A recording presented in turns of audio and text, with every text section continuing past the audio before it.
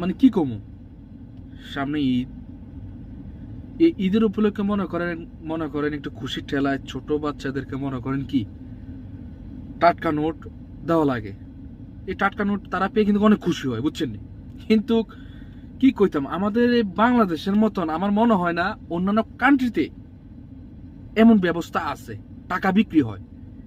অথচ আমাদের বাংলাদেশের 95% মুসলিম, কিন্তু মুসলিম জানা সত্ত্বেও তারা এটাও জানে যে কি টাকা বিক্রি করা হারাম। এই হারাম জেনেও তারা কি টাকার ব্যবসা করতেছে, মানে কি বলবো। অথচ বাংলাদেশ ছাড়া অন্যান্য কান্ট্রিতে এমন অবস্থা আছে কিনা আসলে আমার জানা নেই। সৌদি আরব কথাই বলি, আপনার যদি টাটকা যদি মানে টাকার প্রয়োজন হয়, আপনি ব্যাংকে যান, দিয়ে দিবে সাথে সাথে, বিশ্বাস করেন, দিয়ে দিবে। আর আমাদের বাংলাদেশে আপনার টাকা দিয়ে মানে ওভার টাকা দিয়ে আপনার টাকা কিনতে হয়, মানে কি বলবো, মানে কোন দেশে আমরা বসবাস করি।